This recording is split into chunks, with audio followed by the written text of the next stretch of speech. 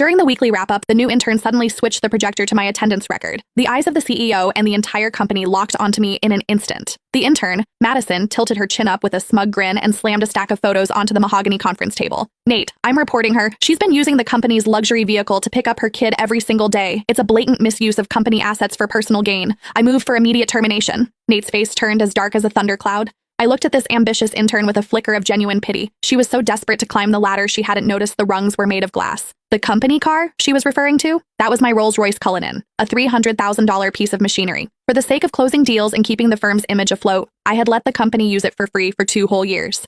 The silence in the room was absolute, the kind of heavy quiet that precedes a storm. The central AC was humming at a steady 68 degrees, but a chill crept into my bones that had nothing to do with the temperature. It was the coldness of human nature. In the photos, the black Cullinan gleamed under the streetlights, parked in front of an elite private preschool. The angles were sharp, intentional, capturing me leaning down to lift my daughter, her small arms around my neck, with the last 4 digits of the license plate clearly visible.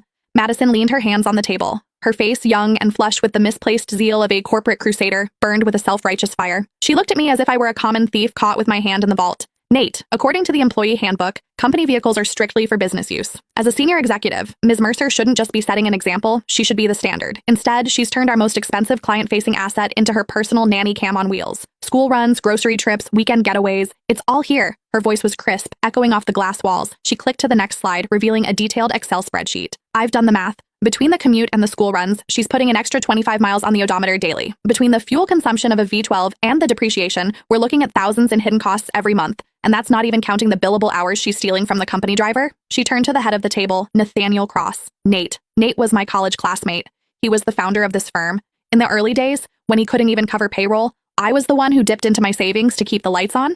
Later, when we needed to project an image of success to land the big fish, my 5-year-old BMW didn't cut it. Without a second thought, I brought in the Cullinan I'd bought myself as a 35th birthday present, a car I'd owned for less than a month. I told him back then, take it, use it. We need the clients to see we're already in their league. That temporary favor had lasted 2 years. I paid for the gas, I paid the insurance premiums, I covered the maintenance. Sometimes when the driver was overwhelmed, I even drove to JFK myself to pick up VIPs.